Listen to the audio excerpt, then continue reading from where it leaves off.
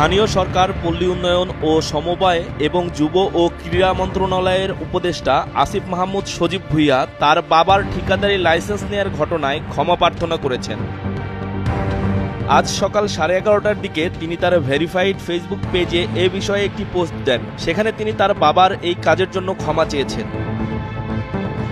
Facebook পোস্টে তিনি লেখেন, গতকাল রাত 9টার দিকে একজন সাংবাদিক কল দিয়ে আমার বাবার নামে ইস্যুকৃত ঠিকাদারি লাইসেন্সের বিষয়ে জানতে চাইলেন। বাবার সঙ্গে কথা বলে নিশ্চিত হলাম তিনি জেলা পর্যায়ের একটি লাইসেন্স করেছেন। বিষয়টি ওই সাংবাদিককে নিশ্চিত করলাম। তিনি পোস্ট করলেন, নিউজও হলো গণমাধ্যমে, নানা আলোচনা সমালোচনা হচ্ছে, তাই ব্যাখ্যা দেওয়ার প্রয়োজন বোধ করলাম। আসিফ জানান, তার বাবা একজন স্কুল শিক্ষক। স্থানীয় একজন ঠিকাদার কাজ পাওয়ার সুবিধার্থে বাবার পরিচয় ব্যবহার করার জন্য বাবাকে লাইসেন্স করার পরামর্শ দেন। বাবাও তার কথায় জেলা নির্বাহী ইঞ্জিনিয়ার থেকে একটি ঠিকাদারি লাইসেন্স করেন।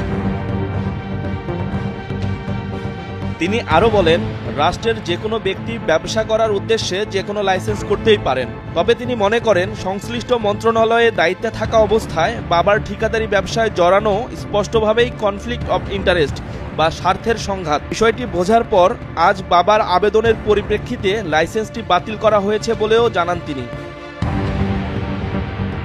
উপদেষ্টা বলেন, বাবা হয়তো কনফ্লিক্ট অব ইন্টারেস্টের বিষয়টি বুঝতে পারেননি, সেজন্য বাবার পক্ষ থেকে ক্ষমা প্রার্থনা করছি। এই লাইসেন্স ব্যবহার করে মধ্যবর্তী সময়ে কোনো কাজের জন্য আবেদন করা হয়নি বলেও ফেসবুক পোস্টে উল্লেখ করেন তিনি।